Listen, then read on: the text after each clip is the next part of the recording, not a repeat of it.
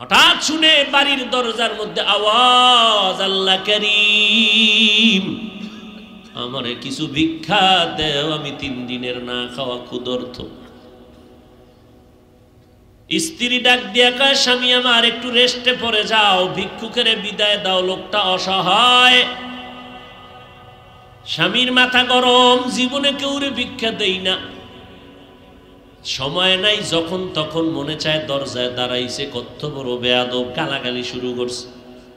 স্ত্রী কয়, স্বামী তুমি যে বাড়ি লেখা দিবা তা না, হালকা পাতলা কিছু দিয়ে দিলেই তো হয়ে যায়, গালি দাও কেন? আমার আব্বা জানের দেখি নাই যে জীবনে কারোরে গালি দিছে এবং কটু কথা বলছে, এবং জীবনে আমার বাবায় কোনো ভিক্ষুকের খালি ফিরায় নাই। আমি তার সন্তান, আমার কষ্ট লাগে ভিক্ষুকের খালি ফিরাইয়া দিতে। স্বামী বেচারা দুর্ব্যবহার করে, কয়, এই বিবি, মন চাইলে তুই যাইয়া দিয়া দে, আমার সামনে আর এই বিষয়ে কথা বলবি না। স্ত্রী বলে, আমি তো পর্দাওয়ালা ঘরের নারী, আমি তো বেগানার সামনে যেতে পারি না, জাহান্নামের ভয়। ও স্বামী তুমি যাও। স্বামী বেচারা এতটা রাগ হয়ে গেল, রাগ হইয়া দরজা খুইলা ভিক্ষুকের এমন ধমক আর গালি, এত বড় বেয়াদব, লজ্জা শরম নাই রে বেহায়া, যখন তখন দরজায় দাঁড়াইছো, চোখের আড়াল হয়ে যাবি 1 সেকেন্ডে যেন আর দেখি না। মাওলার বড় মুসিবত চাপায় দিলে আমার আল্লাহ। কারণ অন্যায় করতে করতে সীমা লঙ্ঘন যখন করবে, গজব আসমান থেকে জমিনে নেমে আসবে মরার আগেই। আল্লাহর বান্দা যখন বকা দিয়া ভিক্ষুকের তাড়ায় দিল, তারাইয়া দরজাটারে জোরে বাড়ি মেরে আটকায় দিছে। ভিক্ষুকটা রাস্তা দিয়া যায় আর চোখের পানি ছেড়ে কান্না করে, আর আসমানের দিকে তাকায়, কয়, আসমানের মালিক, তুমি আমারে এমন গরিব বানাইছো যে মানুষের দ্বারে না গেলে আমার বাচ্চাদের মুখে খানা যায় না। সারাদিন ভিক্ষা করে ঘরের মধ্যে কিছু খানার আয়োজন করি, কিন্তু আল্লাহ, এই দুনিয়া মগো গরিবের কেউ নাই, তুমি এমন গরিব বানাইছো, তবে তোমার কাছে আজকে একটা কলিজায় মানাইতে পারি না, বিচার দিয়া গেলাম। ওই লোকটা টাকাওয়ালা, আমারে ভিক্ষা দিবে না বললেই তো হইতো, আমারে এতগুলো গালি কেন দিল, আমি সহ্য করতে পারি না, মইরা যাইতে মনে চায়। আর দুনিয়ায় কেউ আমগো জুলুমের বিচারও করবে না, মালিক তোমার হাতের দ্বারা বিচারটা চাই। গরিবের কান্না কবুল হয়ে গেছে, জাগাত কবুল। চোখের পানির বর্দ আমার মারাত্মক, চোখের পানির বর্দ বড় মারাত্মক। বড় বড় বড় বড়রা কেন এত বিপদে পড়ে, কোন গরিবের জানি কান্দাইছে। চোখের পানির বর্দোয়া জাগায় কবুল হয়ে যায়, আর সে আজিমে মাঝখানে পর্দা থাকে না, এবং কবুল হওয়া মাত্র গজব শুরু হয়ে যায়। আল্লাহর বান্দা কান্না করেছে, ঘরের মধ্যে তুমুল ঝগড়া শুরু হয়েছে। এইবার স্ত্রীকে ডাক দিয়া তর্কে তর্কে তর্কে তর্কে, স্বামী বেচারা গরম, ব্যবহারের কোনো আদব নাই, ধমক দিয়া কয়, আমার ঘর থেকে বের হয়ে যাও, আর আমার ঘরে থাকবি না, আমার ভাত তোর জন্য হারাম করে দিলাম, তালাক দিয়ে দিলাম। নিয়ামত আল্লাহ দিছে, লাথি মেরে সেই নিয়ামতের তাড়ায় দিছে। আমার আল্লাহর ওয়াদা, ওয়ালা ইন কাফারতুম ইন্না আযাবি লাশাদীদ, গাদ্দারি করবি, কঠিন শাস্তির মুখে পড়তে হবে। কপাল থেকে নেককারিনী মহিলা তালাক দিয়ে দিল, কপাল খারাপ। অনেক মানুষ গ্রামে কয় সুখে থাকতে, বড় কঠিন। আল্লাহ শান্তি দেয়, মানুষ লাথি মাইরা তারায় দেয়, শান্তি লাগে না।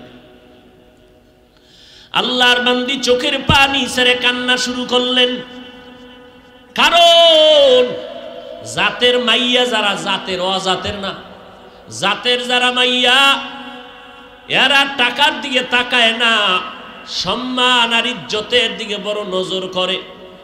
আমি জাতের মেয়ে, জীবনে কলঙ্ক আসবে কেন? স্বামী খারাপ পাই ভালো পাই, জীবনে আমার স্বামী হবে একজন, আর কেউ না।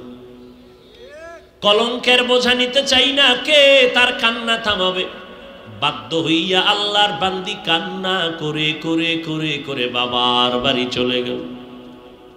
ও বাবা, আমার কপাল খারাপ, আমার স্বামী আমারে বিদায় করে দিয়েছে। বিয়ার বর হতে আজ পর্যন্ত স্বামীর খেদমতে কোনো ত্রুটি করি নাই, কিন্তু এক গরিব ভিক্ষুকের সুপারিশ করতে গিয়ে আজ আমার তালাকের স্লোগান চলে আসলো। বাবাও বড় ভালো সন্তান, কন্যাকে সান্ত্বনা দিয়া কয় ধৈর্য ধারণ কর, কোরআন তেলাওয়াত কর, মালিকের ফয়সালার অপেক্ষায় থাক। দীর্ঘ 1টা বছর আল্লাহর বান্দি ঘরের মধ্যে পর্দা রক্ষা করে, কোরআন তেলাওয়াত করে, আর মাওলার দরবারে যায় নামাজে কান্দে। আল্লাহ, চাইছিলাম স্বামীটারে আমি হেদায়েতের পথে নিব, পারলাম না, কপালে নাই। আল্লাহ, তুমি এমন একজন স্বামী যদি আমারে কপালে রাখো, যেই স্বামী দিনদার হবে, একটা দিনদার স্বামী মিলায় দাও। দীর্ঘ 1 বছর পরে বিয়া হয়ে গেল, একজন দিনদার স্বামী পাইল। যদিও টাকা নাই, বাড়ি নাই, গরিব, কিন্তু আমার মাওলার বড় আশে। স্ত্রীর ওযুর পানিটা আগাইয়া দেয় আল্লাহ, স্ত্রীর গোসলের পানি আগায় দেয়, বাথরুমটা নিজে ধুইয়া দেয়, খানার প্লেটে গিয়া খেদমত করে, রান্নাঘরে গিয়া খেদমত করে। আল্লাহ, আমার মায়ার নবীর কেমন আদর্শ! আম্মা জান আয়েশা বলে, পাক করতেছি, নবী আয়েশা খেদমত করে তরকারি আগায় দেয়। নবী একদিন বাজার থেকে রান্নার মাল কিনা নিজে হাতে কইরা নিয়ে যায়। একজন সাহাবী দৌড়ে কয়, নবী আপনি তো রহমতুল্লিল আলামিন, আপনি কেন নিবেন? ডাক দিয়ে কয়, সাহাবী, দায়িত্ব আমার, আমাকে পালন করার সুযোগ দাও, আমার দায়িত্ব পালন করতে হবে, আমি রহমতের নবী। এরে নবীর উম্মত, স্বামী এখন নামাজের আগে স্ত্রী কয় নামাজ পড়বা, রান্না বাড়ি বন্ধ। এক বেলার নামাজও যেন টাইমের থেকে উল্টা পাল্টা না হয়। নামাজ পড়বা, এরপরে রান্না হলে হলো, না হলে নাই। খাইয়া দেয়া বড় শান্তিতে, মরিচ দিয়ে খাইয়াও বড় কলিজায় শান্তি। এবার আমার মাওলা কিছু আপন বান্দাদেরকেও মহাপরীক্ষায় ফালায়। এবার আল্লাহর পরীক্ষা শুরু হয়ে গেল। একদিনের ঘটনা, হঠাৎ দুপুর বেলা খানা খাইয়া স্বামী আর স্ত্রী রেস্টে যাবে, কথাবার্তা বলতেছে নির্জন ছোট ঘরের মধ্যে। আল্লাহর পরীক্ষা, দরজার সামনে আওয়াজ, একজন ভিক্ষুক ডাক দিছি, আমি ভিক্ষার জন্য আসছি, আমারে একটু ভিক্ষা দাও, আমি বড় ক্ষুধার্ত। আল্লাহর বান্দি চিন্তায় পড়ে গেল, সেই আগের পরীক্ষা না জানি শুরু হয়ে গেছে। আল্লাহর বান্দি এবার স্বামীকে বলবে দূরের কথা, স্বামী লাফ দিয়ে উঠা কয়, বিবি, এমন একটা টাইমে ভিক্ষুক আমার দরজায় দাঁড়াইছে, খানার টাইম, ভিক্ষা দিব পরের কথা, দেখো কিছু খানা দেওয়া যায়নি। ওই নিমক হারাম টাকাওয়ালারা গরিবের লাথি মারতে চিন্তাও করে না। অথচ মদিনার নবী বলেন, গরিবেরা ধনী লোকের 500 বছর আগে জান্নাতে চলে যাবে। আল্লাহর বান্দা বলে, বিবি দেখো। এবার স্বামী বেচারা দরজা খুলে দেখে ভিক্ষুক, বৃদ্ধ মানুষ, হাঁটতে বড় কষ্ট হয়। বলে, আসেন, খাইছেন নি? কয়, খাই নেই। ঘরের দরজা খুইলা সামনে বসাইছেন একটা পাটির মধ্যে। ঘরে গেলেন, বিবি তাড়াতাড়ি কিছু দাও খানার জন্য। খানা দানা তেমন নাই, যা কিছু আছে দিয়ে তরকারি দিয়ে খানা দিল। আল্লাহর বান্দা খানা দিলেন।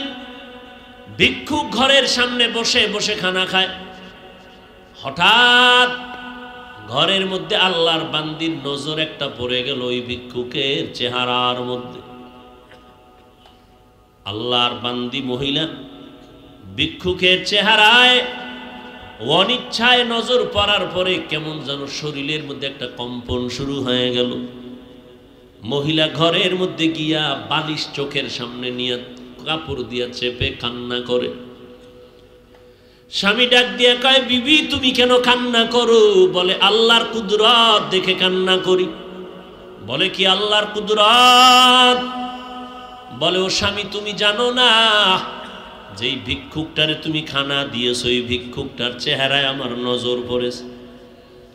আমার মনে সন্দেহ জাগতেছে যেই লোকটা সামনের দরজায় বসা ভিক্ষার থালা নিয়ে আসছে আমার কেনই যেন মনে হয় আমার আগের স্বামীর চেহারার মতো দেখা যায়। এবার স্বামী বেচারা চোখের পানি ছেড়ে কান্না করে, বিবি গোপন রাখতে চাইছিলাম, বলতে চাইছিলাম না, যেহেতু তুমি ধরেই ফেলেছো শুনে নাও, মাওলা কিন্তু সীমা লঙ্ঘন পছন্দ করেন না।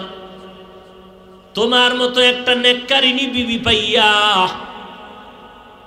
ওই স্বামী তোমার ঠিক আছে, তোমার মতো বিবি পাইয়া শুকর আদায় করে নাই, গাদ্দারি করেছে, জুলুম করেছে। আল্লাহ বেজার হয়েছে। বলো বিবি তোমার ওই স্বামীর সাথে দূরত্ব কেন হয়েছিল? বলে একটা ভিক্ষুকের ভিক্ষাকে কেন্দ্র করিয়া আমার স্বামী গালাগালি করেছে, ভিক্ষা দেয় না, আমার আল্লাহ বেজার, তালাক দিয়েছে। আল্লাহর বান্দা ডেকে বলে, স্বামী বিবি আমার মাওলা যে কেমন দয়াময় মালিক, আমার আল্লাহ কেমন দয়াময়, কেমন রহমান, আমার আল্লাহ বড় দয়াশীল, আমার আল্লাহর মতো দয়াময় কেউ নাই। ওই স্বামীর ঘরে তুমি যেদিন ছিলা ভিক্ষুক গিয়া ভিক্ষা চাইছিল তোমার স্বামী কি ব্যবহার করেছিল? বলে ও স্বামী আমার ওই পুরুষটা চূড়ান্ত গালাগালি করে ভিক্ষুকের কাঁদাইছে। এবার ডাক দিয়ে কয়, বিবি ওই দিন ভিক্ষুক ভিক্ষা চাইছিল, কিছু দিয়ে দিলেই তো হয় যায়, কিন্তু গাদ্দারি করার কারণে ভিক্ষুক এমন কান্না দিছে। আল্লাহ তাআলা ওই ভিক্ষুকের শুধু এখন ভিক্ষাই দেয় না, ভিক্ষা দেওয়ার আসল মালিকটা পর্যন্ত ভিক্ষুকের মাওলায় হাদিয়া দিছে। ওই দিনের ভিক্ষুক আর কেউ না, আমি স্বামী ছিলাম ওই দিনের ভিক্ষুক। আমি আমার মালিকের কাছে কান্না করার কারণে আজ আমারে আল্লাহ শুধু ভিক্ষাই দেয় নাই, আল্লাহ তাআলা ভিক্ষা দেওয়ার পুঁজি বড় মুক্তার দানা তোমাকে আল্লাহ আমারে হাদিয়া দিয়েছে। এজন্য সাহাবায়ে কেরাম আল্লাহর কাছে এত দামি। আল্লাহ বলেন আমিও তাদের উপরে রাজি, তারাও আমার উপরে রাজি। তাদের ব্যবহারে তাদের আমলে আমি আল্লাহ খুশি, তারাও আমি আল্লাহর উপরে খুশি। আমি আল্লাহ যাদের উপরে খুশি এরা জান্নাতে ঢুকতে কোনো পেরেশানি হতে হবে না। কিয়ামতের দিন আমার আল্লাহ বলবেন, এই আমার আশিকের দল, সূর্যের গরম মাথায় লাগাইবা না, তোমরা নূরের তৈরি আরশে আজিমের ছায়ায় গিয়ে আশ্রয় নাও। আমার বন্ধু মুহাম্মদ যখন জান্নাতের তালা খুলবে তখন তোমরা তার সাথে গিয়া জান্নাতে ঢুকবা। নবী বলেন আমার এক একটা সাহাবী এক একটা নক্ষত্র, এক একটা আসহাবী কান নুজুম, আমার এক একজন সাহাবী এক একটা নক্ষত্র। এরে নবীর উম্মতের দল রাহমাতুল লিল আলামিন বাইতুল্লাহ তাওয়াফ করলেন। বাইতুল্লাহ তাওয়াফ করিয়া এরপরে নিয়ম হলো 2 রাকাত নামাজ পড়া লাগবে, তাওয়াফের নামাজ ওয়াজিব। এখন নবী সাহাবাদেরকে নিয়ে ওমরে ফারুকও সাথে আছেন। এখন এই 2 রাকাত নামাজ বাইতুল্লাহর কোন পার্শ্বে পড়বেন এ নিয়ে নবী চিন্তায় পড়ে গেলেন। বাইতুল্লাহর দরজার সামনে পড়ব নাকি আর একটু পার্শ্বে হজরে আসওয়াদ পাথরের কাছে পড়ব? নাকি বাইতুল্লাহর দরজা আর হজরে আসওয়াদের মাঝখানে একটু দূরে জমজম কূপ এই জায়গায় পড়ব, নাকি বাইতুল্লাহর এক পাশে হাতিমে কাবা এখানে পড়ব? নবী সিদ্ধান্ত নিতে পারেন না। নবীর সাহাবী দ্বিতীয় খলিফা ওমরে ফারুক বললেন, নবী, আমার দিলের তামান্না যেই পাথরের উপরে দাঁড়াইয়া ইব্রাহিম নবী আর ইসমাইল নবী বাইতুল্লাহ নির্মাণ করেছেন, যেই পাথরটা তুলার মতো নরম হইয়া একবার উপরে উঠে আরবার নিচে যায়, লিফট লাগে না, নবী উপরে উঠবেন পাথরটা আস্তে আস্তে উঁচু হয়ে যায়, নবী নিচে নামবেন মনে মনে ধারণা করলে পাথর নিচু হয়ে যায়। ওইটাকে এখনো পাথরটা আছে, সৌদি গভর্নমেন্ট পাথরটাকে হেফাজত করে রেখেছেন। ইব্রাহিম নবীর পা মোবারকের ছাপ লাগানো আছে, যেটাকে মাকামে ইব্রাহিম বলা হয়। ও নবী, আমি ওমরের দিলের তামান্না বা খেয়াল হলো ওই মাকামে ইব্রাহিমের পেছনে দুরাকাত পড়ি। নবী বললেন, ওমর, আপনার পরামর্শটা শুনলাম, আমি অপেক্ষায় আছি আমার মালিক কেমন সিদ্ধান্ত দিয়া পাঠাবেন। হঠাৎ জিবরাইল আমিন এসে হাজির। সালাম হে পয়গম্বর,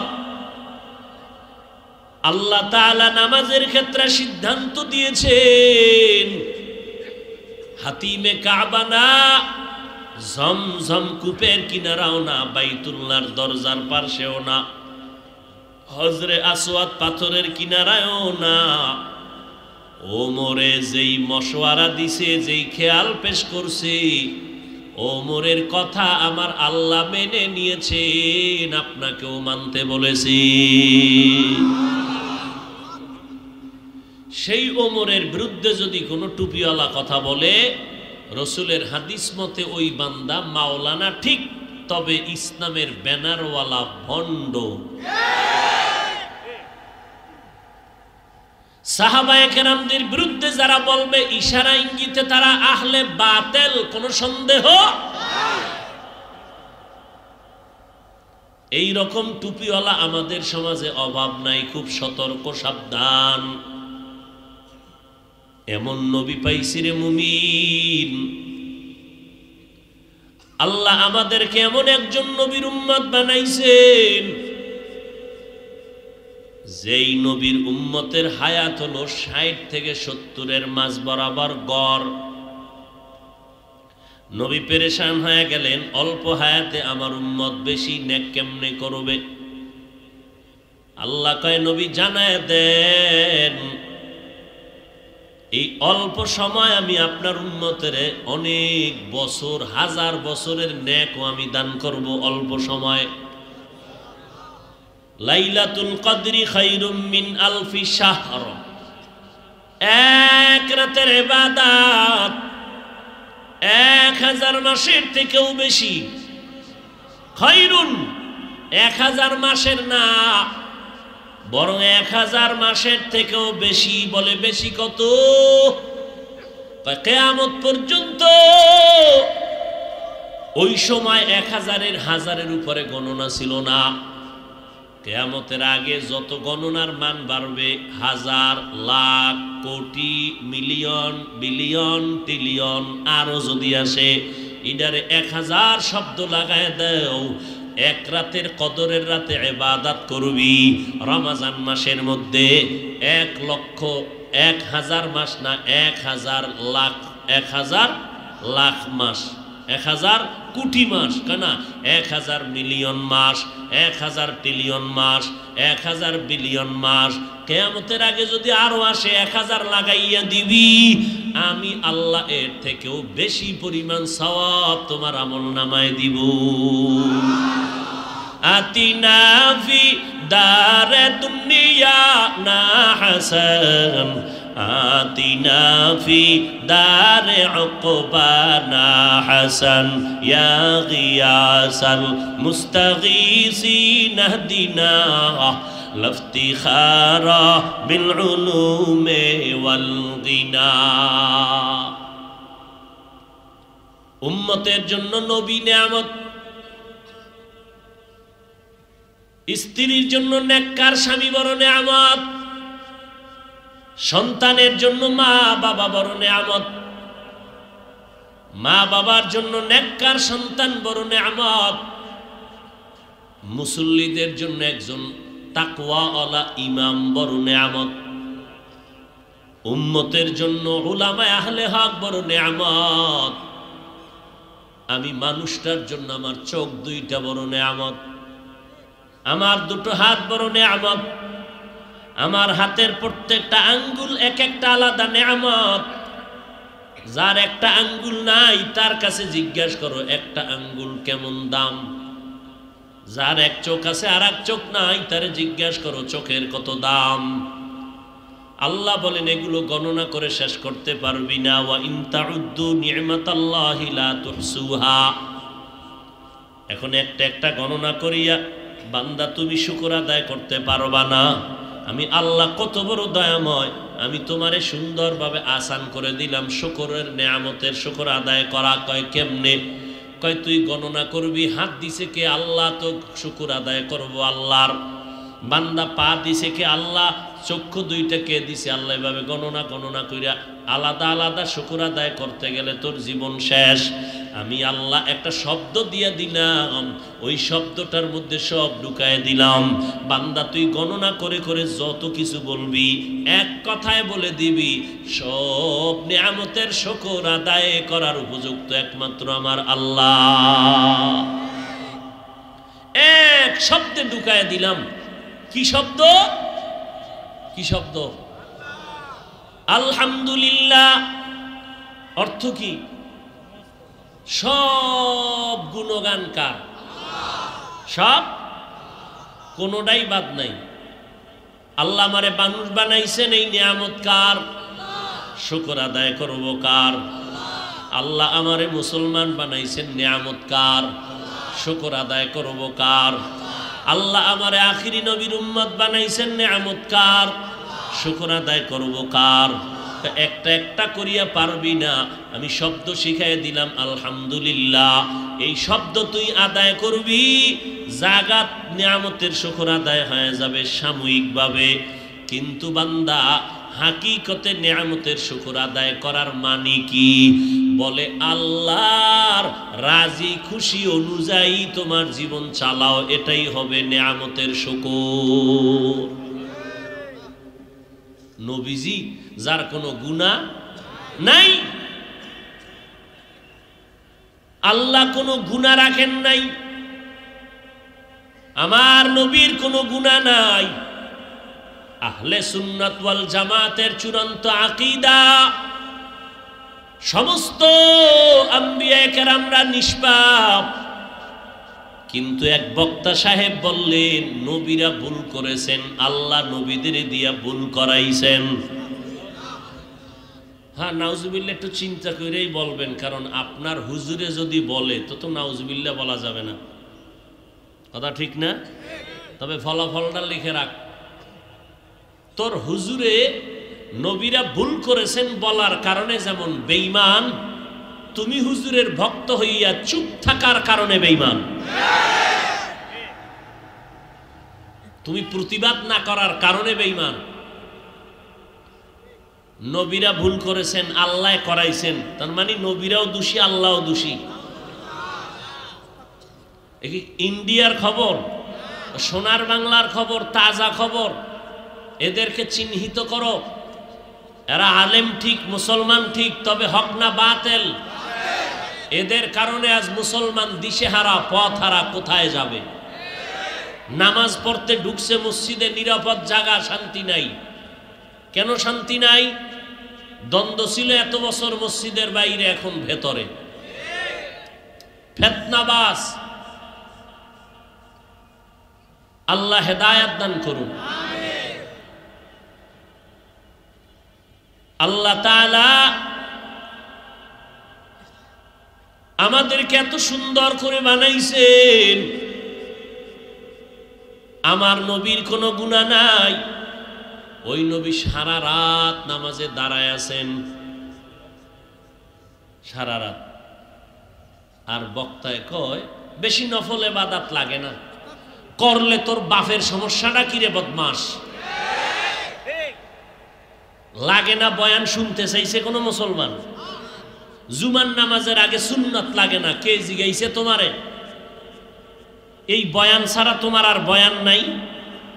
বিতিরের নামাজ প্রতিদিন লাগে না, তোমারে লাগে না, বয়ান কে চাইছে তোমার কাছে শুনতে? কাজা নামাজ লাগে না, এই বয়ান জাতি তো শুনতে চায় না, তুমি চালাকি করলা কেন? কয় আমার মুরব্বীরাও চালাকি করে গেছে। মুরব্বী যেমন গাছ যেমন ফল তেমন, এর মুরব্বীরাও বেয়াদবি করে গেছে, ইসলাম নিয়ে এরাও করতেছে। কাজা নামাজ লাগবে না, নফল লাগবে না, তোমার এই বয়ান কে করতে বলে? এটার দ্বারা লাভ কি? উম্মতের ফায়দাটা কি বলো?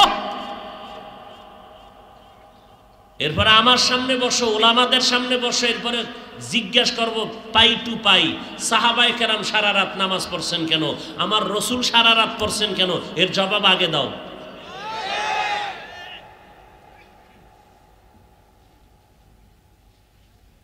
এই জন্য নবী বলেন সাবধান, জমিনের মধ্যে ওলামা হবে দুই দল, একদল ওলামা হবে চূড়ান্ত খারাপ, আর একদল ওলামা হবে চূড়ান্ত ভালো।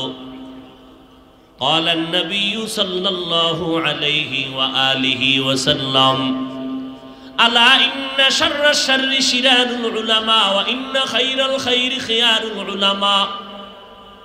আপনাদের মধ্যে বহু চালাক বাঙালি আছে যারা আউযুবিল্লাহ পারে না, তবে ইমামের ভুল ধরতে পারে। অতি চালাক, শুধু চালাক না, অতি চালাক।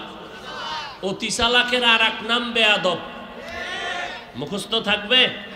অতি চালাকের আর এক নাম, চালাক ভালো, অতি চালাকি ভালো না। অতি চালাকের আর এক নাম বেয়াদব। লিকুল্লি শাইইন জিনাতুন ফিল ওয়ারা ওয়া জিনাতুল মারই তামামিল আদাবি আজ খোদা খাহি মে তৌফিক আদব বেআদব মাহরুম গাস্ত আজ ফজলে রাব। ওই অতি চালাকেরা বলবে বয়ান করলো, তার একজন কইবে তো কি করলো, গীবত শেখায়াত করলো, অমুকে খারাপ অমুকে খারাপ। গীবত করলো কেন? কয় অন্তর ভরা তো হিংসা। এরকম বলনেওয়ালা অতি চালাক বেয়াদব আছে না নাই? এদের জবাব দেয়া যায়। বেয়াদবি যারা করবে তো করবে, বাকি যারা ওদের চক্রান্তে পড়ে বিভ্রান্ত না হন, এজন্য আপনাদেরকে জবাব দেই। গীবত করা যে হারাম এটা শুধু আপনারা জানেন, কোনো আলেম জানে না? একটু কম জানে আপনাদের থেকে, না না বেশি জানে? কি বেশি জানে? গীবত করা যেমন হারাম, চার কারণে গীবত করা ওয়াজিব, গীবত না করলে গুনাহ হবে। এটা তো আপনারা জানেন, এটা কারা জানে? আলেম জানে। এজন্য আমাদের গ্রামে খবর আছে, কথা আছে, আদার ব্যাপারী জাহাজের খবর নিস না, কপাল ঘুরে যাবে। কোরআনের আরবি পড়তে পারো না রে বাবা, বুখারী শরীফের হাদিসের আরবি বুঝো না। ওলামায়ে কেরাম যারা ডাউলের পানি আটার রুটি খাইয়া খাইয়া না খাইয়া কষ্ট করে করে যারা কোরআনের আরবি পড়লেন, ব্যাখ্যা পড়লেন, তাফসির পড়লেন, ফতোয়া পড়লেন, ওলামায়ে কেরাম হাদিসের ব্যাখ্যা শিখলেন, আরবি গ্রামারগুলো পড়লেন, এদের ভুল ধরতে যাইও না, তোমার দুনিয়াও বরবাদ আখিরাতও বরবাদ হয়ে যাবে। চালাকি করা যাবে না, সব জায়গায় চালাকি করলে কপাল পুড়ে যায়। এরে নবীর উম্মতের দল, ইবলিস তো অনেক এলেমওয়ালা, বড় আলেম, বড় আবেদ, বড় জাকের, বড় বুজুর্গ। আমার আল্লাহ ইবলিসের ইবাদতে টাইটেল দিয়েছেন খুশি হইয়া হইয়া। আল্লাহ এত খুশি ইবলিসের ইবাদতে। আল্লাহ কয় তোর ইবাদতে আমি এত খুশি, তোরে এখন আমি ওলি নামের টাইটেল দিলাম। তুই আমার কাছে ওলি, তুই আমার কাছে আরেফ, তুই আমার কাছে বুজুর্গ, তুই আমার কাছে মুত্তাকি। কিন্তু এই চালাকি করতে গেছে মাওলার সাথে। চালাকিটা কি করছিল? আল্লাহ কয় আদম রে সেজদা কর। কর। ইবলিস কয় করব না। কেন করবি না? কয় যুক্তিতে মিলে না। তোর যুক্তি কি? খালাকতানি মিন নার ওয়া খালাকতাহু মিন তিন। আদমের মাটির দ্বারা বানাইছো, আমারে আগুন দ্বারা বানাইছো। আগুনের গতি উপরে, মাটির গতি নিচে। আদম উচিত যুক্তি কয় আদম আমার কাছে মাথা নত করবে, আমি উপরের গতি হইয়া কেন ওর কাছে মাথা নত করব? আল্লাহ কয় গোলাম আর মালিকের সম্পর্ক জানুনি রে বেঈমান। মালিকের আর গোলামের সম্পর্ক হইল বান্দার কোনো প্রশ্ন নাই, মালিক যা বলবে বুঝে আসুক আর না আসুক মেনে নয় হলো গোলামের কাজ। বেদবি করলি কেন? যুক্তি দিলি কেন? তোর কপাল খারাপ। আমি আল্লাহর সিদ্ধান্ত, মাটির তৈরি সৃষ্টি হবে শ্রেষ্ঠ, নূরের সৃষ্টি শ্রেষ্ঠ না, আগুনের সৃষ্টি শ্রেষ্ঠ না। আমি মাওলার স্থায়ী সিদ্ধান্ত, মাটির সৃষ্টি মানুষেরা শ্রেষ্ঠ। অতএব সেজদা দিয়া সম্মান করলি না কেন? চালাকি কেন করলি? আমি আল্লাহ তোরে 100 বছরের জন্য জাহান্নামে দিলাম না, আমি আল্লাহ তোর জীবনের সব আমলের খাতা মুইছা দিলাম, তুই চিরস্থায়ী চিরজীবনের জন্য জাহান্নামী ভেগে যা। অন্যায় করছে কয়টা? কথা কন না কেন? আসলে একটু মারাত্মকও কিন্তু অন্যায় না। যুক্তি তো মোটামুটি চলে। আগুনের গতি উপরে, মাটির গতি নিচে, তো যুক্তি তো মোটামুটি লাইনে। যে আদম না আমারে সেজদা করবে, আমি উপরের গরম ভাব নিয়ে আমি সেজদা করব কেন? কিন্তু সব জায়গায় যুক্তি চলে, মাওলার সাথে কোনো যুক্তি নাই, মদিনার রসুলের সাথে কোনো যুক্তি নাই। অন্ধের মতো মাওলার গোলামি করতে হবে, কোনো প্রশ্ন করা যাবে না। করবি কপাল পুড়ে যাবে। রসুলের আদর্শ অন্ধের মতো মানতে হবে। এটা কেন সেটা কেন প্রশ্ন করবি, তোর দুনিয়াও ধ্বংস, পরকালও ধ্বংস। প্রশ্ন করবি পিসা বেড়ে, প্রশ্ন করবি মা বাবাকে, প্রশ্ন করবি বক্তাকে। বক্তার কোনো কথা মানার আগে আগে প্রশ্ন করতে হবে, তোমার বক্তব্য এমন কেন? আমরা তো আমলের জন্য এমনিই মন চায় না, আপনি আবার নাচনেওয়ালা বুড়িরে ঢোলের বাড়ি দিয়ে কেন বললেন জুমার আগে সুন্নাত লাগে না? প্রশ্ন করা যাবে বক্তাকে। বুঝা গেল আপনার বক্তাগিরির মধ্যে ভেজাল। এই যুক্তি মাওলার কাছে দিবা, ইমান শেষ। মদিনাওয়ালার কাছে দিবা, ইমান শেষ। এই জন্য অন্ধভক্ত হওয়া হালাল দুইজনার, আল্লাহর আর রসুলের। আর পৃথিবীতে কারো অন্ধভক্ত হওয়া জায়েজ নাই, হারাম। ভক্ত হবেন, মা বাবার ভক্ত, ওস্তাদের ভক্ত, হুজুরের ভক্ত, ইমামের ভক্ত, ভাইয়ের ভক্ত, কিন্তু অন্ধ না। চোখ কান খোলা রাইখা ভক্ত থাকতে হবে। কেমন? আমি আমার ওস্তাদ, আমার বক্তা, আমার পীর, আমার ইমামকে মানি ততক্ষণ, আমার ইমাম, বক্তা, পীর, আল্লাহ রসুল মানবেন যতক্ষণ। ও আল্লাহ রসুল মানবে কসু, হে আল্লাহর বিরুদ্ধে আল্লাহ রসুল গো দিয়া ভুল করাইছেন। তাহলে চালাক কি শুধু চালাক না অতি চালাক? অতি চালাকের আর এক নাম কি? ইমান আছে না শেষ? আল্লাহ হেদায়াত দান করেন। তো যে কথা বলতেছিলাম, গীবত করা হারাম। 4 কারণে গীবত করা ওয়াজিব, না করলে গুনাহ হবে। এর মধ্যে এক কারণ, যারা ইসলামের ব্যানার লাগাইয়া সরল মুমিন মুসলমানের ঈমান আমল চুরি করবে, এদের নাম নিয়ে নিয়ে হক্কানি ওলামায়ে কেরামরা উম্মতের সাবধান করবে, ওই টুপিওয়ালার কাছে যাইবা না, স্বর্ণ মনে কইরা সিটি গোল গলায় লাগাইবা না। বুঝে না কথা? স্বর্ণ মনে করে সিটি গোল লাগাইবা না। কয় সিটি গোলওয়ালায় যেই পরিমাণ বয়ান দিছে এটা না লাগাইলে ভাল লাগে না। টের ভাবি গোসল করার পরে যখন পানি লাগবে। ভণ্ডরা যেই পরিমাণ মজার বয়ান দেয়, চিৎকারের আওয়াজ আর ক্যানভাসারের মতো বহাসের ডাক দেয়, বারবার কয় আসো। দাঁতের মাজনওয়ালা রাস্তায় ক্যানভাসার করে হালুয়া বেচে আর চ্যালেঞ্জ দেয়, আমার হালুয়ায় যদি তোর ডায়রিয়া ভালো না হয় আমি 1000 টাকা পুরস্কার দিব। আসুনি আমার চ্যালেঞ্জ গ্রহণ করবা কোনো MBBS ডাক্তার। ক্যানভাসারের চ্যালেঞ্জ দেওয়া যেমন চাপাবাজি, জ্ঞানী এমবিবিএস কখনো তা গ্রহণ করবে না।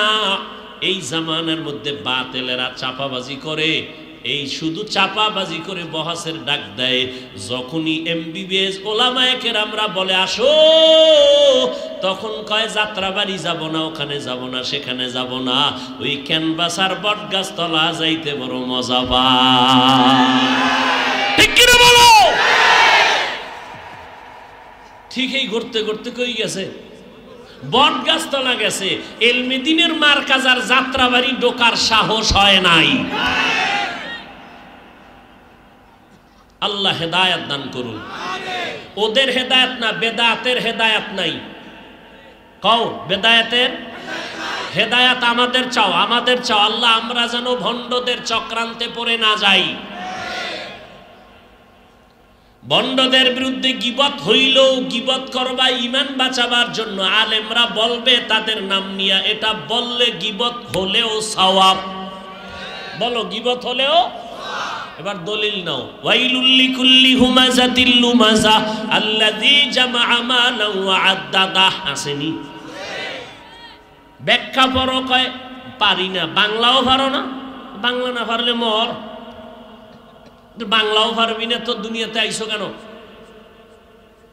বাংলা কোরআন পড়ো, কয় কিনার টাকা নাই। লাগবে না কেনা, লাগবে না টাকা, মোবাইলে ডাউনলোড করো, বাংলা কোরআন লিখে সার্চ দাও, এরপরে ওয়াইলুল্লি সূরাটার ব্যাখ্যা পড়ো।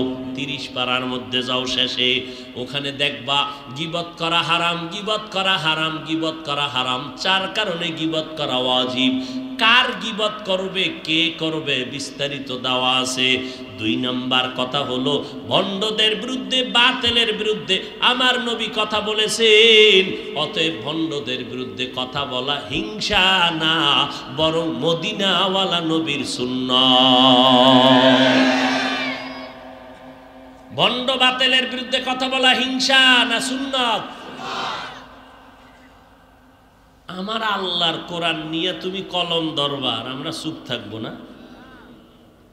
এক মাওলানা ইসলামের ব্যানার লাগায় কয় কোরআন শরীফের মধ্যে জাল। কয় কেমন জাল? কয় হাদিসের থেকেও বেশি জাল। ঈমান আসেনি? আল্লাহ মাফ করে। সি অথচ ১৫০০ বছর পর্যন্ত কত বড় বড় বড় বড় বেঈমানেরা অপচেষ্টা করলো, কোরআনের ভুল পাওয়া যায়নি।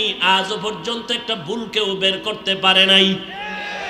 বরং বহু বিধর্মীরা কোরআনের কাছে গিয়া মাথা নত করে মুসলমান হয়ে গেছে। কথা ঠিক নেই? এই সাউন্ড কমাও করে। এরে নবীর উম্মতের দল, বহু বিধর্মী ভুল পাইল না, বরং মাথা নত করে মুসলমান হয়ে গেল। কিন্তু কপাল আমাদের বাঙালিদের খারাপ। ১৫০০ বছর পর সোনার বাংলায় কোন পণ্ডিতের জন্ম হলো, যিনি ইসলামের ব্যানার লাগাইয়া মাওলানা, আমার মতো লঙ্গি পরা মাওলানা না, বড় দামি টাইটেলওয়ালা মাওলানা কয় কোরআনের মধ্যে জাল, কোরআনের মধ্যে ভেজাল। এই বয়ান যদি উম্মতের অন্তরে ঢুকে আর কোরআনের প্রতি ভক্তি থাকে, গলায় পাড়া দিয়ে জিজ্ঞেস করা লাগে এই বয়ান পাবলিকের শুনেইছো কেন? বল কি ইসলামের লাভ কি? জুমার আগে সুন্নত লাগবে না, এটা আম মানুষের বললে লাভ কি? ইসলামের লাভ কি? নবীরা ভুল করছেন, এই কথা উম্মতের শুনাইলে ইসলামের উপকার কি? উপকার টুপুকার বুঝি না, আমাকে মুরব্বী কইছে এটি করতে হবে। আল্লাহ হেদায়েত দান করুন। আরো জোরে বলেন। কষ্ট লাগতেছে না? হায় হায়, হিংসা না রে বাবা, পায়ে হাত রেখে বলছি, মুমিন ঈমান বাঁচাবার জন্য। আসলে যদি হিংসা নিয়ে চলতাম, হ্যাঁ একেবারে যে আমি দুধের ধোয়া তা না, কান ধরে টান দিলে মাথা চলে আসে। হয়তো আমি অন্যায় করিনি একটু, আর একজনে করছে তাল, ওই তালের বাড়িতে আমার মাথায় বাড়ি। আমি একজনারে কিছু বলি নাই, লেখি নাই, আমার পাশের এক জাতি ভাই লেখছে তো কওমি ঘরানার, এই জন্য সব কওমিদের উপরে বদনাম। যদি হিংসাই আমি হাফিজুর রহমান করতাম, পৃথিবীতে আসার পর থেকে সময় যখন টুপি লাগাইছি আজ পর্যন্ত সেই টুপি পাস করলি।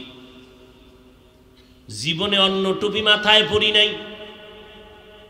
10-15 বছর আগে কুমিল্লা এক জায়গায় বয়ানে গেলাম, একটা থানা প্রপারে বয়ান, আলিয়া মাদ্রাসার মাঠ।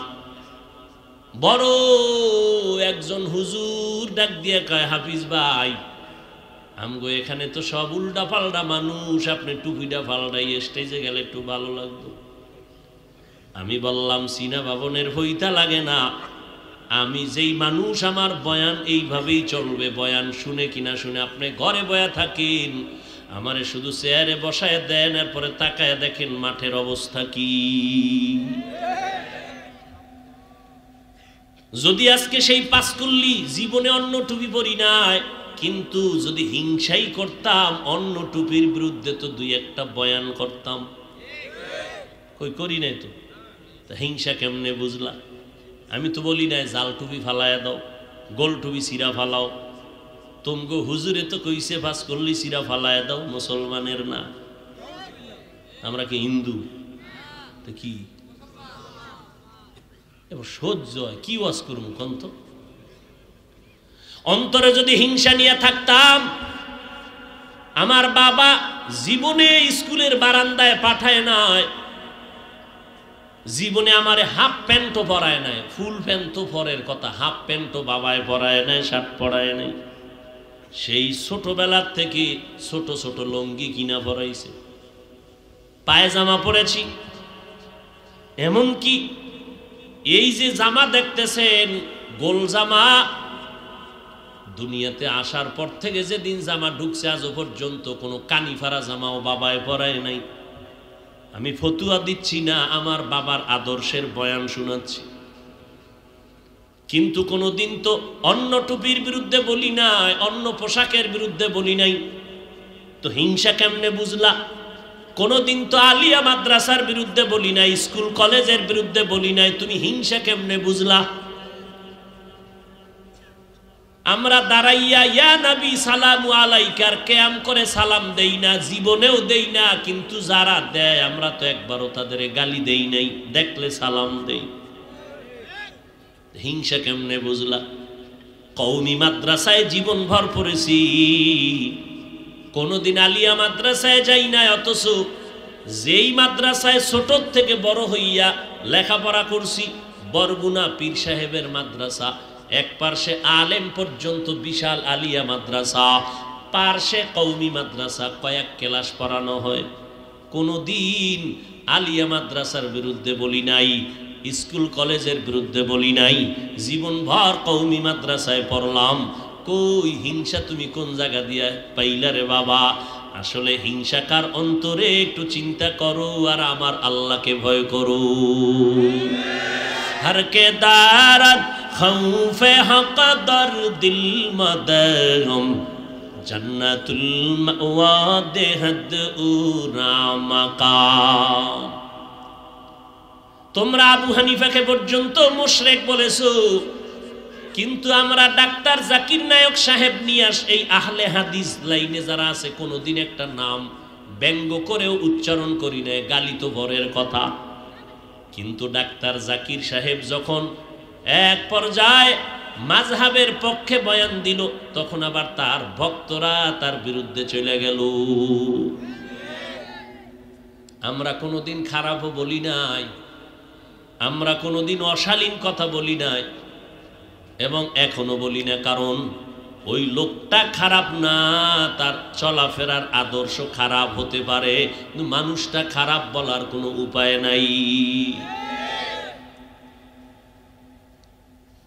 মানুষের প্রতি মানুষের মোহাব্বত তৈরি হয় কোথায় বলতে পারবেন? মোহাব্বত ভালোবাসা তৈরি হয় কোথায় বলতে পারবেন? পারবেন না। আমার প্রতি আপনার ভালোবাসা, আপনার প্রতি আমার যে ভালোবাসাটা তৈরি হয়, এটা অন্তরে। কোথায়? অন্তর কি দেখা যায়? অন্তর কি ধরা যায়? বলেন তো, অন্তর কন্ট্রোল করেন কে? বলেন।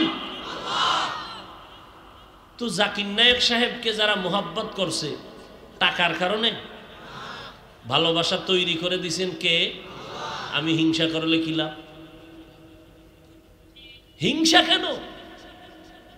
আবার চাপাবাজি করে বয়ান দেয় রোগকে ঘৃণা করো রোগীকে নয়। এর ব্যাখ্যাও জানো না, হুনসে খালি কইতেই আছে। এর ব্যাখ্যা কি? রোগকে ঘৃণা করো রোগীকে, পাপকে ঘৃণা করো পাপীকে। এর ব্যাখ্যাটা কি? খবর নাই। অনেকে মনে মনে কয় পাপকে ঘৃণা করো পাপীকে না মানি ওর সাথে সালাম নাই কালাম নাই, ওরে দূরে রাখো। হাকিমুল উম্মত উম্মতের রুহের ডাক্তার আশরাফ আলী থানভী বলেন পাপকে ঘৃণা করো পাপীকে না, তার মানে হলো বান্দা তুমি আগে যদি বান্দার কাছে 2 বার যাইতে এখন ডেলি 5 বার যাও, মোহাব্বত বাড়াও, টাকা দাও, ঔষধ লাগলে দাও, তারে এমন মোহাব্বত দাও যেন তোমার মোহাব্বতের ছোঁয়া পাইয়া রোগ দূরে সইরা যায়। আর আমরা কাছেই যাইতে চাই না, বরং বেশি বেশি কাছে যাও। তোমার রং যখন তার কলিজায় লাগবে তখন তার রোগ মুক্ত হয়ে যাবে। লা ইন শাকারতুম লা আযীদান্নাকুম ওয়া লা ইন কাফারতুম ইন্না আযাবী লাশাদীদ। উডেকা মোনাজাত দিয়ালামুনি। কারো জ্যৈষ্ঠ মাস, কারো সর্বনাশ। কেউ জ্যৈষ্ঠ মাসে আম কাঁঠাল দুধ দিয়ে ভাত খায়, আর কেউ বাথরুমে বয়ে দিন কাটায়। বুঝেননি কিছু? কপাল কপাল, এটি কপাল। এর নাম কি? সব কিছু হয় না, আল্লাহ কপালে লিখতে হবে তো, কপালে থাকতে হবে তো। মাওলায় চাইলে হিরো বান্দা জিরো হয়ে যায়, মাওলায় চাইলে জিরো থেকে হিরো হয়ে যায়। সম্মান দেয়ার মালিককে না আপনার আব্বায় সরকার, সম্মান দেয়ার মালিক আমার আল্লাহ। আল্লাহ যদি কাউরে সম্মান দেয় কোনো যোগ্যতা লাগে না। আমার আল্লাহ পাক গোবরের মধ্যেও পদ্ম ফুল ফুটায় দেয়। আমার আল্লাহকে চিনো না রে গোলাম, নেয়ামতের শুকর আদায় করো। ও পর্দার আড়ালের আম্মা জানেরা আসেনি? কথা কয় না, কই আছে? ঘুমায়? অঝুনতে আইসিনি এলাকার আম্মা জানেরা। আম্মা জানেরা আওয়াজ শুনবে কি? রাস্তা বন্ধ কইরা কইরা কইরা কইরা কইরা কইরা বিদেশি বন্ধুদের খেলা দেখতেছে, কলিজা ঠান্ডা করে। বড় বড় হজের সওয়াব। কি ঠিক? হজের সওয়াব।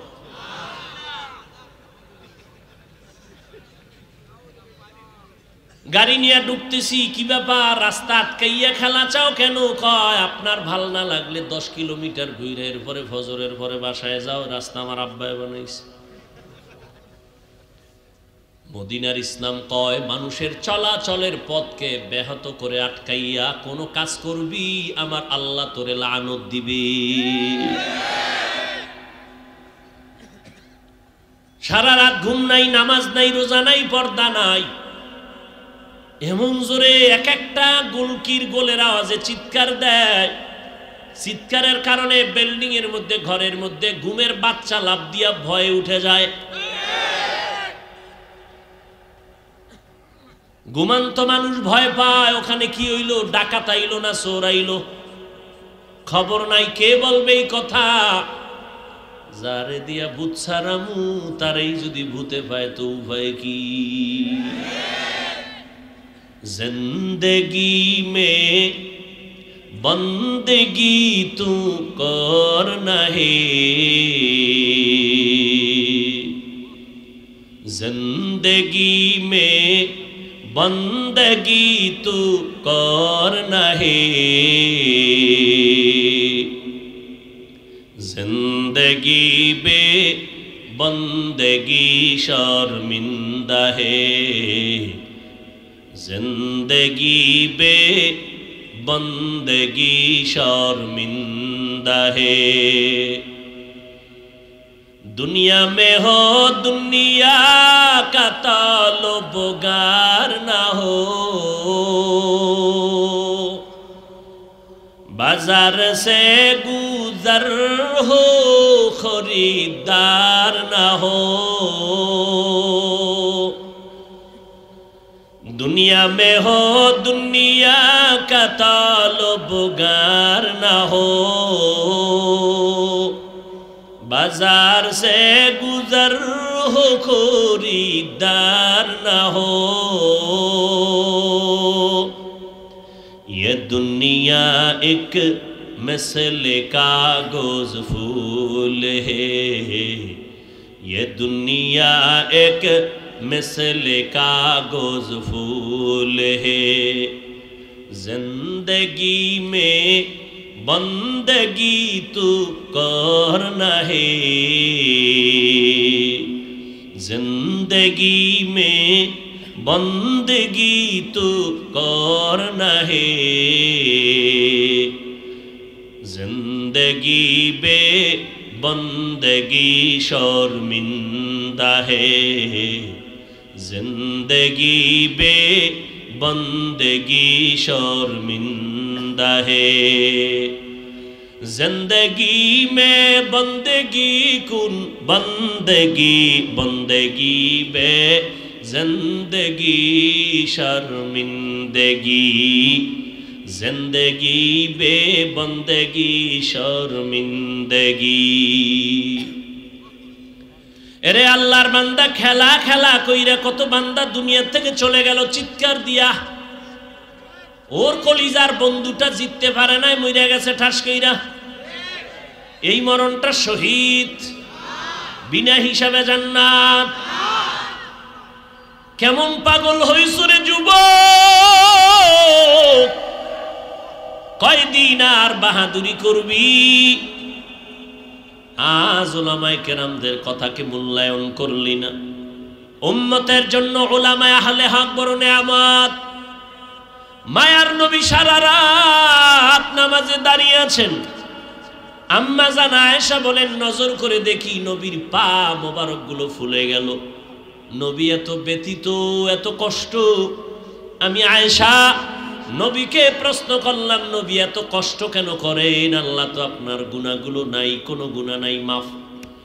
আল্লাহর নবী কি জবাব দিয়েছেন? আফালা আকুনা আবদান শাকুরা, আমি কি আমার আল্লাহর শুকরগুজার বান্দার মধ্যে হব না রে আয়েশা? যেই আল্লাহ আমাকে অনেক অনেক কিছু দিয়েছেন, আমি আল্লাহকে কি কিছু দিব না? যেই আল্লাহ তোমাকে আমাকে বাড়ির মালিক বানাইছেন, গাড়ির মালিক বানাইছেন, যে আল্লাহ এত সুন্দর সম্মানের চেয়ারে বসাইছেন, সে আল্লাহরে তুমি আমি কি দিয়েছি? তোমার আমার গুনার খবর যদি জানতো, কেউ সম্মান করত না, সালাম দিত না। আল্লাহ গোপন পর্দা লাগাইয়া দিছেন। আল্লাহ এত সুন্দর কণ্ঠদান করেছেন, যদি হিসাব নেয় বান্দা কি জবাব দিব? এই যুবকেরা সারা রাত মোবাইলের স্ক্রিনে তাকাইয়া যেই চোখ দুইটা দিয়া তুই গুনার কাজ করো, গুনাহের দর্শন করো, আমার মাওলায় যদি তোরে অন্ধ বানাইতেন, বল কেমনে তুই মোবাইলে গান শুনতি আর দেখতি? সায়েদাবাদ বাস টার্মিনালে যা, কত অন্ধ লাঠি হাতে নিয়া চোখের পানি ছেড়ে গাড়িতে উঠিয়া কয়, ও যাত্রী ভাইরা, তোমরা চট্টগ্রাম যাও, সিলেট যাও, বরিশাল যাও, আমি অন্ধ মানুষ, তোমরা আসমান দেখো, জমিন দেখো, মানুষ দেখো, আমি কিছুই দেখতে পারি না। আমারে আল্লাহ অন্ধ বানাইছে,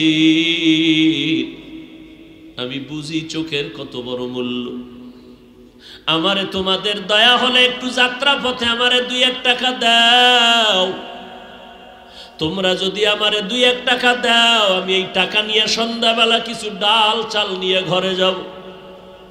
আমার ঘরে স্ত্রী আছে, আমার 2টা সন্তান আছে, ওদের পেটে ক্ষুধা, খানা পায় না সারাদিন। আমি তোমাদের টাকা নিয়ে ডাল ভাত দিব আমার বাচ্চাগুলো রে। যখন সন্ধ্যাবেলা ভিক্ষার টাকা নিয়ে কিছু সদয় করে দোকান থেকে ঘরে যাই, আমার বাচ্চা 2টা ঘর থেকে দৌড়াইয়া বের হয়ে আসে। আইসা দুইটা বাচ্চা দুই দিক দিয়ে আমাকে আঞ্জা করে ধরে কয়, আব্বু মজা দাও, মজা দাও। আমি অন্ধ মানুষ, দুই পকেট থেকে দুইটা চকলেট বের করে আমার সন্তানের হাতে দুইটা দিয়ে দেই। সন্তান দুইটা দুই জিগদা গলা জড়ায় কয়, চুমা খায় আর কয়, আব্বু তুমি কত ভালো, তুমি কত সুন্দর। আমি বাচ্চা দুটোরে কোলে জড়ায় কান্না করি আর বলি, ও মালিক, আমার সন্তানগুলো আমারে দেখে আর বলে আমি নাকি অনেক সুন্দর, কিন্তু আজও পর্যন্ত আমি দেখতে পারলাম না আমার কলিজার সন্তানগুলো কত সুন্দর।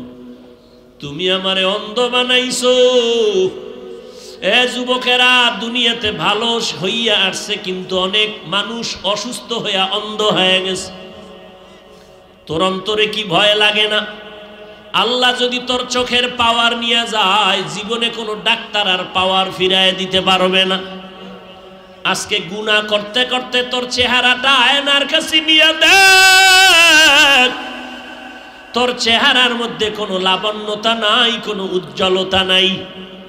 এই পর্দার আড়ালের আম্মা জানে, মাওলার নিয়ামতের শুকর আদায় করি ওরে মা। ভালো স্বামী যদি পাও, তোমার নিয়ামত। কত মা বিয়ার 10 বছর হলো সন্তান পায় না, কত তাবিজ তদবিরের জন্য দৌড়ায়। এরে আম্মা জান, সন্তান পাইয়া যদি মানুষ বানাইতে না পারেন, কপাল বড় খারাপ। এরে মা, মদিনার নবী আপনাদের কত মর্যাদা দান করেছেন। একটা পুরুষের জন্য নেককারিনী মহিলা বড় নেয়ামত, একজন নারীর জন্য নেককার স্বামী বড় নেয়ামত, মা বাবার জন্য নেককার সন্তান বড় নেয়ামত। দুনিয়াতেও বাদশা, পরকালেও বাদশা। এরে আম্মা জান, আপনারা নবীদের মা, সাহাবায়ে কেরামের মা, আউলিয়ায়ে কেরামের মা, আপনারা খাজা মাইনুদ্দিনের মা, দুনিয়ার বড় বড় বড় বড় আদর্শ সন্তানের মা। আপনাদের এত দাম। আয়েশা রাদিয়াল্লাহু আনহার মতো নারী, আপনারা খাদিজা রাদিয়াল্লাহু আনহার মতো নারী, আপনারা ফাতেমা রাদিয়াল্লাহু আনহার মতো নারী। ও আম্মা জান, ইমাম গজালি রহমাতুল্লাহি আলাইহি বলেন, সন্তানের জন্য প্রত্যেক ঘরের মা হলো প্রাথমিক শিক্ষিকা। কারণ সন্তান বাবার তুলনায় মাকে ফলো করে চলে বেশি, সন্তান বাবার তুলনায় মায়ের কাছে সময় ব্যয় করে বেশি। এই জন্য বাবার তুলনায় মাকে আদর্শ ঠিক রাখিয়া চলতে হবে। মার আদর্শের কারণে সন্তানগুলো ভালো হয়ে যাবে। এরে আম্মা জান, এখনো সময় আছে, তওবা করে ভালো হবেন। আপনার সন্তানকে আমি বলি না হাফেজ কোরআন বানাবেন, আপনার সন্তানকে বড় আলেম বানাইবেন, এত চাপ দিয়া আমি বলি না। এটা আপনার ইখতিয়ার, বানাইবেন কিনা। কিন্তু আমি অনুরোধ করব রে মা, আপনার সন্তান ডাক্তার হবে, আলহামদুলিল্লাহ, দোয়া করি। আপনার সন্তান ইঞ্জিনিয়ার বানাবেন, আলহামদুলিল্লাহ, দোয়া করি। আপনার সন্তান ডাক্তার হবে, ইঞ্জিনিয়ার হবে, প্রফেসর হবে, আপনি বানাইবেন, আমি দোয়া করি। বানান, তবে বেয়াদবি যেন না হয়। আপনার সন্তানকে ডাক্তার বানাবেন, তবে বেয়াদবি বানাবেন না। ইঞ্জিনিয়ার বানাবেন, তবে বেয়াদব বানাবেন না। আপনার সন্তান ডাক্তারি করবে, সন্তানের ব্যবহারে যেন মানুষ কষ্ট না পায়, সন্তানের কথায় যেন আলেম ওলামার কলিজায় ব্যথা না যায়, সন্তানের ব্যবহারে যেন মা বাবার অন্তরে কষ্ট না যায়। আদর্শ সন্তান বানায় যান। মরিয়া গেল সন্তান কোরআন শিখবে, কোরআন পড়বে, দোয়া করবে। অতএব ডাক্তার পড়তে গেলে কোরআন পড়া যাবে না, এটা হতেই পারে না। ইঞ্জিনিয়ারিং পড়াইতে গেলে যে কোরআন শিখতে পারবে না, এটা হতেই পারে না। 1 ঘন্টা ফজরের নামাজের পরে অথবা ঘুমের আগে এশার নামাজের পর ইমাম সাহেবের কাছে সন্তানের পাঠাইয়া কোরআনটা শিখায় নেন। এটা কত সহজ। এরপরে ডাক্তার হবে, আলহামদুলিল্লাহ, ডিসিএসপি আইজি হবে, আলহামদুলিল্লাহ, এমপি মন্ত্রী হবে, আলহামদুলিল্লাহ। আপনি মরিয়াও যদি যান, সন্তান ডিসির চেয়ারে বসিয়াও কোরআন পড়ে মায়ের জন্য দোয়া করবে।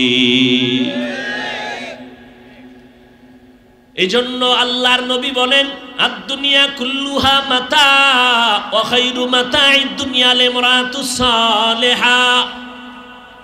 দুনিয়ায় যা কিছু আছে সব হলো সম্পদ, আর এই সম্পদের মধ্যে দামি সম্পদ হলো নেককারিনী নারী। এই আম্মা জান, ও এলাকার মুসলমান, যারা 5 বেলার নামাজ পড়নেওয়ালা একটা স্ত্রী ঘরে পাইছেন, সেজদায় পড়ে দোয়া করেন, শুকর আদায় করেন। আপনার মতো ভাগ্যবান পুরুষ এই জমিনের মধ্যে নাই। এরে আল্লাহর বান্দারা, কিন্তু কপাল খারাপ, মাওলায় অনেক সময় অনেকের নেয়ামত দেয় পরীক্ষার জন্য। বান্দা পরীক্ষায় নেয়ামত ধরে রাখতে পারে না, বরং পাইয়া আরো গাদ্দারি করে। গরিবী হালাতে খুবই মাওলারে ডাকছে, মাওলায় যখন টাকা দিছে মাওলারে ভুলে গেছে। আছে না নাই? আরে আল্লাহর বান্দা, যখন তোমারে কেউ চিনত না, তুমি অত্যন্ত দুর্বল। এখন তোমারে আল্লাহ পাক চেয়ারম্যান বানাইছে, মেম্বার বানাইছে, ভালো আলেম বানাইছে, মাদ্রাসার বড় ওস্তাদ বানাইছে, কিন্তু এখন তোমার ব্যবহার শুনলে মানুষ কষ্ট পায়। তোমার জবানে এখন মিষ্টি নাই, শুধু আঘাত আর আঘাত। আল্লাহর বান্দাকে আমার আল্লাহ একটা নেককারিনী মহিলা দান করছেন স্ত্রী রূপে, কিন্তু লোকটা বড় গাদ্দার, ভালো স্ত্রী পাইয়া নিয়ামত ধরে রাখতে পারে নাই। ওই আল্লাহর বান্দি ভালো বাবার সন্তান, ঘরে আসছে 5 বেলার নামাজ, 1 বেলার নামাজও বন্ধ নাই। স্বামী নামাজ পড়ে না, কিন্তু স্ত্রী নামাজ পড়ে। ঘরের মধ্যে সব সময় ওযুর সাথে থাকে। আল্লাহর বান্দি ঘরের মধ্যে যতবার খানা পাকায়, বিনা ওযুতে পাকায় না। ঘরে থাকে, ঘুমের টাইম ছাড়া মাথার ওড়না পরে না। আল্লাহরে পাওয়া এত সহজ? বড় কঠিন রে বাবা।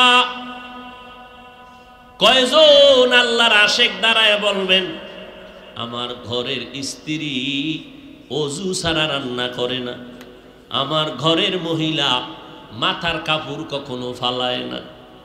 এত সোজা না রে বাবা। নামাজে দাঁড়াই, এবাদাতে মজা লাগে না কেন? কয় বেনামাজির পাক খাইছি। মজা পাই না কেন? বেপরদাওয়ালা নারীর পাক খাইছি, ভাল লাগে না। ইমানের পয়েন্ট কমতেছে, ইমানের রুহানিয়ত কমতেছে। ও আল্লাহর বান্দা, নবীজি বলেন, যেই মহিলা ঘরের মধ্যে মাথায় কাপড় রাখে না, ওই ঘরে রিজিকের বরকত থাকে না। তার মানে নামাজ বাদ দিয়ে কাপড় পেছাও। ওই আল্লাহর বান্দি সময় মতো নামাজ পড়ে, ওই স্বামী অকৃতজ্ঞ, আল্লাহর দুশ্মন। রমজান মাস আসছে, রোজা রাখে না, স্ত্রীর কয় ভাত পাকাইয়া দে। আল্লাহর বান্দি একটা রোজাও ছাড়ে না। সপ্তাহের সোমবার দিন, বৃহস্পতিবার দিন পর্যন্ত বান্দি রোজা রাখে। এই পর্দার আড়ালের মা, মনটা কি চায় না একজন আলেমের মা হয়ে কবরে যাবেন? আপনার সন্তান আপনার জানাজার ইমামতি করবে, আপনার সন্তানের পেছনে মানুষ দৌড়াইবে, দোয়ার জন্য লাইনে দাঁড়াবে। এরে আম্মা জান, কয়দিন আর স্বামীর টাকা নিয়ে মার্কেটে বাহাদুরের মতো ঘুরবেন, বেগানার মতো ঘুরবেন? সাদা কাফনের যেদিন প্যাকেট হয়ে যাবেন, ওই দিন টের পাইবেন সন্তান কই গেল, টাকা পয়সা কই গেল। আল্লাহর বান্দি রোজা রাখিয়াও স্বামীর আদেশ, স্বামীরে রান্না করে খাওয়াইতে হবে। আল্লাহর বান্দি স্বামীরে রোজা রাইখা রান্না করে খাওয়ায়, কিন্তু বেয়াদবি করে না। মালিকের কাছে নামাজ পড়ে পড়ে দোয়া করে, আল্লাহ তুমি এমন একজন স্বামী দিছো আমারে, 1 বেলার নামাজও পড়ে না, রোজাও রাখে না, কিন্তু স্বামীর পায়ের নিচে আল্লাহ পাক সেজদার হুকুম দিছে, যদি হালাল হইতো তো দেওয়া লাগবে। স্বামীর জন্য তুমি এত মর্যাদা দিলারে মালিক, আমি বেয়াদবি করি না, তুমি হেদায়েতের নূর স্বামীর সিনায় দাও। ও আল্লাহ, আমার স্বামীকে হেদায়েত দাও, আমার স্বামী যেন তোমার গোলাম হইয়া যায়। ঘরের থেকে বাইরে যায়, স্ত্রী দোয়া করে, ও আল্লাহ আমার স্বামীরে হেফাজত করো, আমার স্বামীর চাকরি ব্যবসায় তুমি বরকত দিয়ে দাও। কয়জন ঘরের মা আছেন যে স্বামীর জন্য দোয়া করেন, মালের জন্য, ব্যবসার জন্য দোয়া করেন? মা উল্টার দিকে চলে, স্বামী কামাই করে, টাকা নিয়ে পার্কে পার্কে দৌড়ায়। আমার আম্মা জানেরা, স্বামীর ঘামের টাকা দিয়ে আম্মা জান গুনার কাজে টাকা খরচ করে। স্বামী তো বেচারা নিজে খাওয়ার জন্য কোনো স্বামী কষ্ট করে না, দিন রাত্র গাধার মতো স্বামী বেচারা রাস্তায় দৌড়ায়, রাত্র নাই দিন নাই ঘুম নাই, সব স্ত্রী পরিবার সন্তানের আরামের জন্য করে। কিন্তু আম্মা জানেরা মূল্য দেয় না। স্বামীরে কয়, স্বামী আমার জন্য একটা জিনিস আনবানি, স্বামীর পকেটে একটা টাকাও নাই, তারপরও কয় আসবো, নিয়ে আসবো। জানতে দেয় না যে আমার পকেটে টাকা নাই। বাজারে যাইয়া ঘুরে, আমার বন্ধু কই, আমি কিছু টাকা ধার নেওয়া লাগবে, কারণ আমার স্ত্রীর ওয়াদা দিয়েছি, স্ত্রীর মন রক্ষা করা লাগবে। ও আম্মা জান, তুমি জানো না স্বামী তোমার জন্য কি পরিমাণ ত্যাগ স্বীকার করলো, এত কষ্ট করে। আল্লাহর বান্দা বন্ধুর কাছে টেলিফোন করলো, 1000 টাকা দাও, টাকা নাই। এভাবে কয়েকজনের কাছে ঘুরে ঘুরে অল্প টাকা নিয়ে স্ত্রীর জিনিসটা নিয়ে আসছে, নিয়ে স্ত্রীর হাতে দিছে। স্ত্রী খুশি, স্বামী বেচারা টেনশন, আমি ধার করা টাকা কেমনে দিব। ওয়াদা দেওয়া আছে 5 দিন পরে দেওয়া লাগবে। ঠিক ওয়াদার দিন পাওনা দাঁড়ায়, কয় বন্ধু টাকা দে। কয় ভাই একটা দিন সময় দাও। গালাগালি শুরু করছে। স্ত্রী শুনে কয় কি ব্যাপার, লোকটা গালি দেয় কেন? কয় টাকা ধার আনছি। কেন? কয় আমার একটা কাজে আনছিলাম। তো কয় না, তোমার মন রক্ষা করার জন্য আনছিলাম। এরে আম্মা জান, ওই আল্লাহর বান্দি, এত বড় নামাজি বান্দি, স্বামীর জন্য দোয়া করে আল্লাহ ব্যবসায় বরকত দাও, কিন্তু অকৃতজ্ঞ বেঈমান একটা নেককারিনী স্ত্রী পাইয়া শুকর আদায় করলো না। কপাল বড় খারাপ। মাওলায় দিছিলেন দয়া কইরা একটা ভালো মহিলা, কিন্তু ধইরা রাখতে পারে নাই নিমক হারামে করে। নেমাত নেমাত আফজু কুনাত কুফরে নেমাত আজকাফত বিরু কুনাত হামদুল্লাহ শুকরে লাকায়া জুলমিনান হাজিরিয়া নাজরি বরহালেমা। এরে যুবক, বুড়া হওয়ার আগে যৌবনটারে বড় নেয়ামত মনে করিয়া কদর কর। বয়স হওয়ার আগেই তোর যৌবনটারে গুনাহ করিয়া নষ্ট করিস না রে বাবা। পায়ে হাত রেখে বলি, কয়দিন আর বাঁচবি? এই চিত্রাং নামের মহামারীতে যুবক মরিয়া গেল, গাছ পড়লো ঘরের উপরে, যুবকও মারা গেল, স্ত্রীও মারা গেল, কন্যাও মারা গেল। কয়দিন আর বাঁচবি রে যুবক? আজকে থেকে তওবা কর। আমার আল্লাহ শক্তি দিছে, শক্তিটারে দিনের কাজে লাগাও। আমি বলি না তুমি মাদ্রাসায় আসো, টুপি পরো, পাগড়ি পরো, আমগো মতো হুজুর হয়ে যাও, না, একবারও না। স্কুলে পড়ো আলহামদুলিল্লাহ, কলেজে পড়ো আলহামদুলিল্লাহ, চাকরি করো, ব্যবসা করো আলহামদুলিল্লাহ। তবে আমার মাওলার সাথে এতদিন যে গুনাহ করছো, আমার মাওলার থেকে দূরে সরছো, গাদ্দারি করছো, গুনাহ কইরা কইরা নেয়ামতের ঘুমটাকে নষ্ট করে, চেহারা নষ্ট করে ফেলছো। আজকে থেকে তওবা করে নেও। মা বাবার দোয়া নিয়ে চলবা, 5 বেলার নামাজ ছাড়বা না। তোমার মতো যুবক স্কুল কলেজে পড়ে, 5 বেলার নামাজি অভাব নাই, তুমি কেন পারবা না? তোমার মতো বান্দা কৃষি কাজ করে, নামাজ ছাড়ে না, ড্রাইভারি করে, নামাজ বাদ দেয় না, তুমি কেন পারো না রে বাবা? আল্লাহর ধরাটাকে তুমি স্বাভাবিক মনে করছো, আল্লাহর কোরআনটাকে মিথ্যা মনে করেছো। আমার আল্লাহর ধরা বড় কঠিন। আমার আল্লাহর কথা সত্য, সব কোরআনে বয়ান আছে। কি অন্যায় করলে কি শাস্তি হবে আল্লাহ সব বলে দিয়েছেন। আজকে তুমি বাহাদুরের মতো চলো না, যেদিন সাদা কাপড়ে ডুববা সব বাহাদুরি বন্ধ হয়ে যাবে। অন্ধকার কবরে গেলে ওই সময় বুঝবা অন্যায় করার কেমন স্বাদ।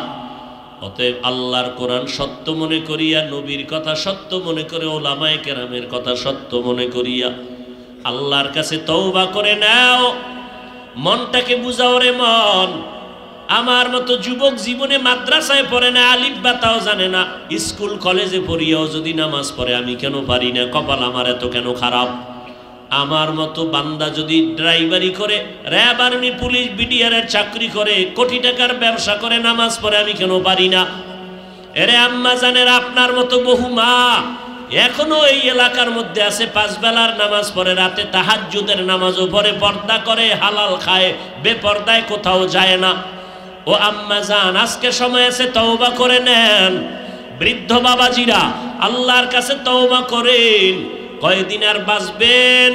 মরণের আগে তওবা করে নেন। আজকে থেকে নামাজ ছাড়বেন না, বেপর্দায় চলবেন না, দাড়ি কাটবেন না, জবানের দ্বারা গীবত শেখায়াত গালাগালি করে গুনাহগার হবেন না, হাতের দ্বারা জুলুম করবেন না, মা বাবার দোয়া নিয়ে, ওলামায়ে কেরামের পরামর্শ নিয়ে আমল করবেন, 5 বেলার নামাজ পড়বেন।